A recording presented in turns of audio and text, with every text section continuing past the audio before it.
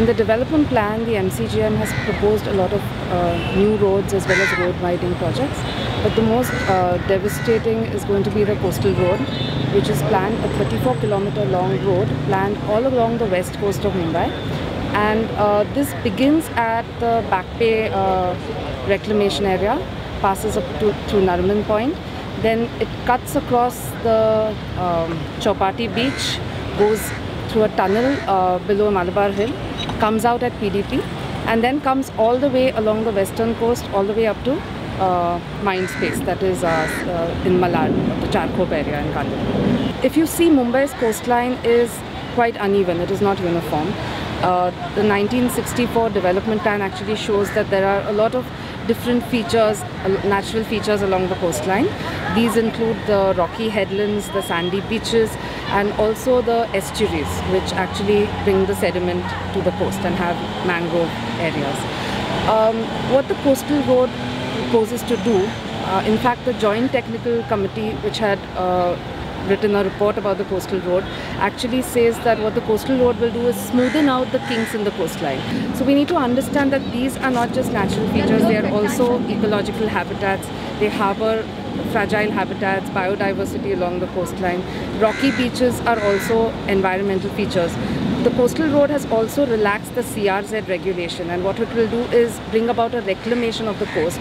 So though they are planning to not reclaim the sandy beaches, reclamation is planned. Almost 100 meters or more than 100 meters of reclamation is planned along all the rocky beaches, and this will tend to offset the coastline by at least 100 meters, and in many places partly build a seawall which will cut off the city from the sea entirely. Many of these headlands also have features such as the Mahalakshmi temple.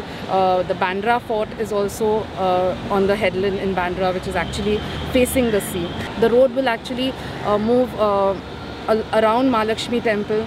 It will actually reclaim a large part of Haji Ali Bay. So in a sense, the size of the bay will be substantially reduced, and all this is to create more open space and also, create more space for cars. On this side of Haji Ali Bay, you have Mahalakshmi Racecourse, and they are planning to actually reclaim land to create open spaces in the sea. And the racecourse itself has so much open space which could be made accessible to the public. So even their argument that they need to really reclaim land to create new open space is not really does not really make any common sense. It also proposes to go around Bandra Fort, which is an archaeologically significant site.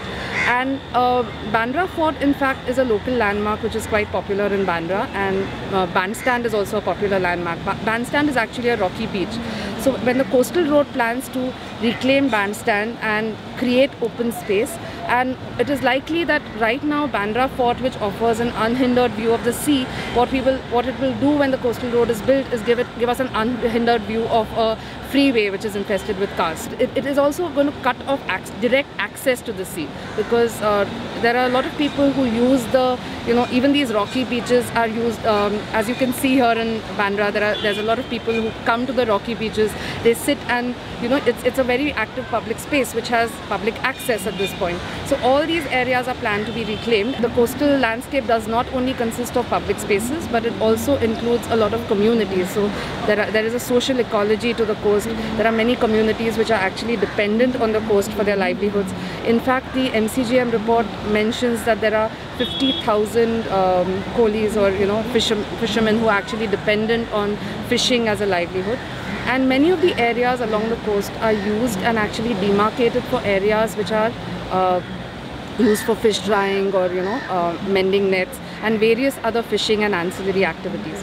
And these constitute the coastal commons used by the fishing communities. But the coastal road also poses a threat to these livelihoods and these activities along the coast. In fact, along Carter Road itself, there is an area which is demarcated in the development plan as an area reserved for primary activity, and one of the connectors to the coastal road actually passes over that.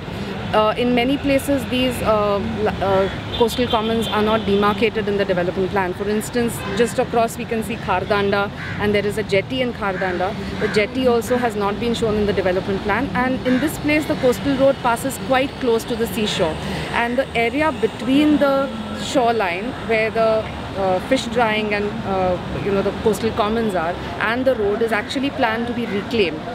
What we are doing is creating this landscape for leisure and recreational activities, and in a sense all this will result in productive activities which are used for livelihoods for the fishing communities being pushed out of the city. Even the kind of open spaces that they are planning to create will not really have direct access to the sea. In fact, they may not even be accessible, because if you have open spaces and public spaces need to be integrated into neighborhoods and urban fabrics. You can't have open spaces which are isolated from them, because then they are not really used. And we can see that example when we look at Bandra reclamation, because that and compare it with Carter Road, because Carter Road is actually integrated with the fabric. You do not have a wide road or a highway separating the neighborhood from the coastline. So I think we really need to look into this project. I think there needs to be more awareness. Communities need to be made aware of the consequences that this project is going to have on their neighborhoods and the city at large. And there needs to be a public debate about this, because right now there is not too much transparency about the project. It has been promoted for certain reasons, and there is a lot of propaganda for this project.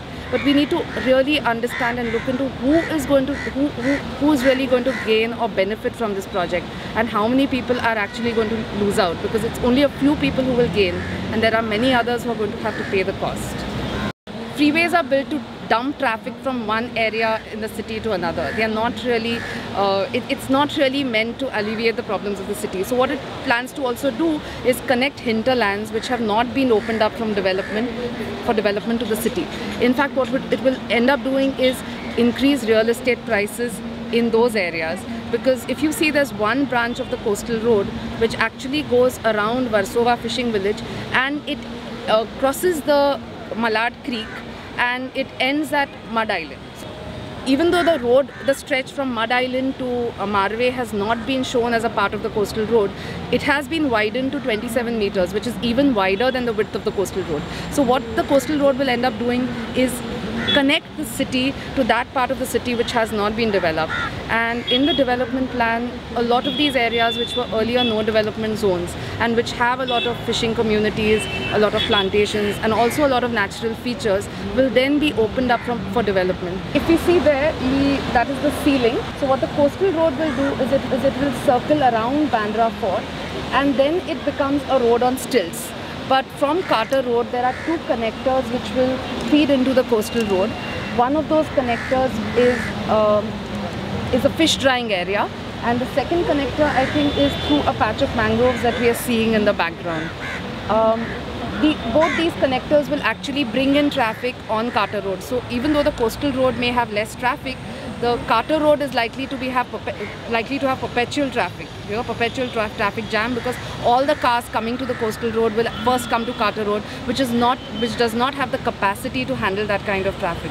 There are also a lot of neighborhoods in Bandra which do not have wide roads or the kind of infrastructure to handle the traffic which will be coming into Bandra and disrupting the neighborhood as a result of the building of the coastal road. And many of the roads in Bandra are also proposed to be widened. So it's likely that they're proposing to widen these roads to create infrastructure for the increasing number of cars. So what is likely to happen is that the coastal road will in fact increase the number of cars, increase the traffic, because the more freeways that we build in the city, the more traffic there is likely to be. Joint Technical Committee has made two arguments for the construction of the coastal road. One is that it will smoothen the traffic flow, and it will kind of alleviate the traffic problems in the city, therefore reduce pollution, and therefore it will also diminish health hazards in the city.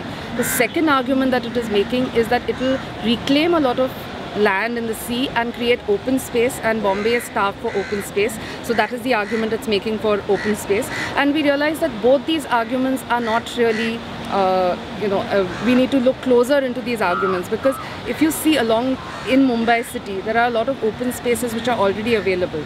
A lot of open spaces which are there, like all the coastlines, all the beaches, all these rocky beaches, many of them have public access. And what can be done to improve increase the number of open spaces is provide access and actually maintain and improve the existing coastline that we have, rather than reclaim and create land for more.